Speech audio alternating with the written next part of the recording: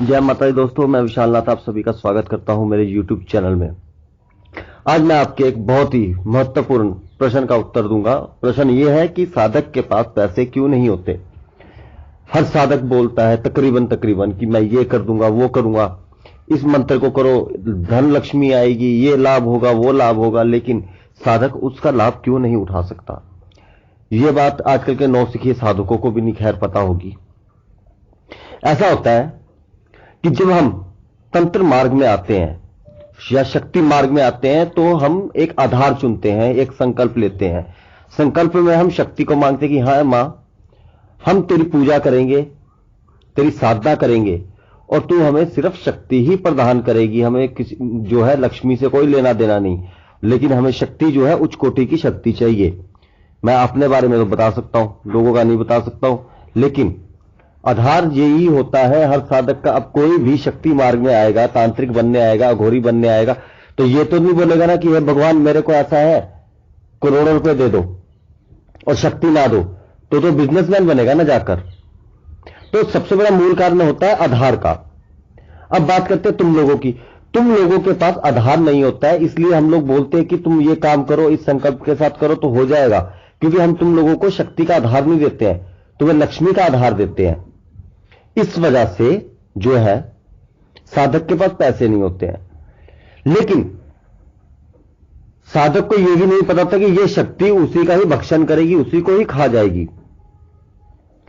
जैसे कि उदाहरण के तौर पे मैं तो अपना ही दूंगा उदाहरण। जैसे 12 साल मैंने मुफ्त सेवा की, तो 2-2.5 हजार रुपए मैं हर एक केस में अपनी जेब से लोगों का लगा देता था, ठीक कर देता था।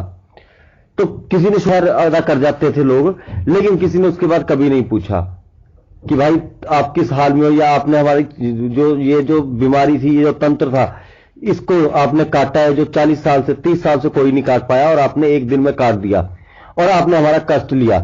तो कोई एक भी इंसान परिवार की तरह नहीं रहा। ये दुनिया है, मतलब ही है, मतलब के लिए आई, मतलब के लिए चलेगी। एक साधक के जीवन का उस पर क्या असर पड़ा किसी ने नहीं देखा।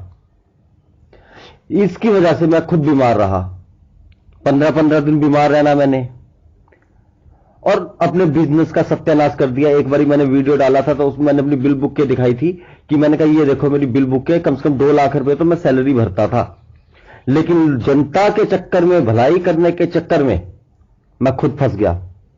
आज स्थिति यह है कि लोगों के इतने कष्ट हैं और उनको दूर करने के लिए और साधना इतनी करने के लिए हम जो है कोई बिजनेस कर ही नहीं सकते। लेकिन साधक हूं, शक्ति और मंत्र तो नहीं खाऊंगा ना प्लेट में डाल के, भाई खाना ही खाऊंगा ना। अब खाने में ये तो है नहीं है कि दुनिया अगर मेरे को जो उपदेश देगी वही खाऊंगा, क्योंकि एक समय होता था जब साधु संतों का सम्मान होता था। साईनाथ थे, साईनाथ ने भिक्षा मांग के अपना जीवन का निर्वाह किया। अगर आज तुम लोग खुद गवाह हो कि तुम्हारे घर पे अगर 4 बारी साधु कोई आ जाए, तुम लोग धक्के मारते हो, गालियां देते हो, तो साधु अपने जीवन का निर्वाह कैसे करेगा। शक्ति में तो उसने आधार मांग लिया शक्ति का, लेकिन अपने पेट को भूल गया ना कि खाएगा क्या, रहेगा कहां पर। अभी किसी जंगल में रहने चले जाओ, कहीं पर कोई पूजा साधना कर रहा होगा, हजारों लोग मारने के लिए आ जाएंगे कि क्या कर रहा है। अगर किसी अंधविश्वास गांव में चला गया तब तो भैया बल्ले बल्ले है ना बंदे की, लेकिन हजारों लोग मारने के लिए आ जाएंगे। किसी से भिक्षा मांगेंगे, सब ढोंगी पाखंडी करेंगे, तो साधक कहां से खाएगा। अब लोग बोलते हैं कि आप एक काम करो। मैंने बड़ा अच्छा सिस्टम शुरू किया था। मैंने सोचा कि मेरे ऊपर भार ना आए, तो मैंने 100 रुपए मांगना शुरू कर दिया। मैंने कहा 100 रुपए दे दो। 100 रुपए में दुनिया की फट गई। कहते भाई तू तो 100 रुपए करके 1000-10,000 रुपए दिन का छाप देता होगा। अरे यार, मैं मन में सोचूं कि साला मैं सिर्फ एक भेंट के लिए इनके 100 रुपए ले रहा हूं और 250 रुपए का मेरे को सामान लेकर आना होता है। 150 रुपए अपनी जेब से लगा दूंगा, 100 रुपए सिर्फ इसलिए रखा कि 101 रुपए रख दिया। और एक और साधक मुझे मेरी तरह ही मिला, जिसने किसी के काम के लिए 21 रुपए मांगे सिर्फ, और उसको क्या बोला गया, पाखंडी। आज की डेट में हम लोग दबाकर पैसा लेते हैं, काम भी दबा के करते हैं। मैं कोई मारण नहीं करता हूं, कोई उच्चाटन नहीं करता हूं, कोई वशीकरण नहीं करता हूं। किसी की बहन बेटी की जिंदगी बर्बाद करने का मुझे कोई शौक नहीं है, ना मैं ऐसा पैसा कमाना चाहता हूं। आज हम दबाकर पैसा लेते हैं, फ्री में भी करते हैं तब भी काम होते हैं। दबाकर पैसा लेते हैं तो हम भी सुखी है, सामने वाले भी सुखी है और इज्जत भी है। इसमें गलती हम लोगों की नहीं है। हम लोगों को तुम लोगों ने बनाया ऐसा, या तो हमारे पास आओ मत। आते हो तो शुक्रगुजार रहो उस कृपा का। जो कोई रहता नहीं है, अपने काम मतलब किया। एक साधक को जानते हो उसका जीवन क्या होता है? साधक का जो एक भाव होता है ना, शिशु भाव होता है वो, और जो कर्म होता है वो वीर भाव होता है। तो जो शिशु भाव है वो जागृत होता है, तब कहीं जाकर परमात्मा की जो है प्राप्ति होती है। और साथ ही वीर भाव जब उत्पन्न हो जाता है, वीर भाव, तो उसके पास तंत्र की हर क्रिया करने का सामर्थ्यवान बन जाता है वो इंसान। और यही वीर भाव तुम लोग जागृत कर देते हो एक साधक का। पैसा जो है कोई मायने नहीं रखता है साधक के जीवन में, लेकिन आज जरूरत है ऐसा ना। शमशान में जाओ, 127 सीसीटीवी कैमरे लगे हुए हैं। दिल्ली के शमशान में गया था, 127 कैमरे तो खुद गिन के आए थे हम लोग। शमशान में जाओ, पुलिस वाले पहले आ जाते हैं। चोरी छिपे जा रहा हो, 2 से 3 हजार रुपए पहले शमशान वाले को दो। शमशान की एक क्रिया करनी हो, खुद की जेब से लग जाता है। 20 से 25 हजार रुपए हवन में फूकते हैं यहां पर बैठ के हम लोग। किसके लिए? शक्ति के लिए। वो 20 से 25 हजार रुपए का राशन डाले तो 2 साल चले, 3 साल। एक अकेले इंसान ने कितना खा लेना है? तो आज की डेट में ना तो साधक के लिए रहने को स्थान मिला है, ना खाने के लिए भिक्षा रही है। तो साधक जो है वो भूखा तो मरेगा नहीं तुम लोगों के लिए। तुम लोग अकेले तो हो नहीं इस दुनिया में कि तुम लोग ही काम करोगे, तुम लोग ही पैसा कमाओगे, तुम लोग ही जो है गाड़ियों में घूमोगे, और तुम भगवान के भगत को बोलोगे कि भैया तू साले गंदी जिंदगी जी। तुम लोगों का हक नहीं है, किसी की औकात नहीं इतनी बात बोलने की किसी साधक को। मुफ्त में, मैं पहले भी उदाहरण दे कि वो आदत तुम लोगों की होगी मुफ्त में लिफाफा लेके लंगर खाने की, हम लोगों की नहीं है। हम लोग जो काम करते हैं उसके ऊपर, जो पैसा लेते हैं उसके ऊपर काम करते हैं।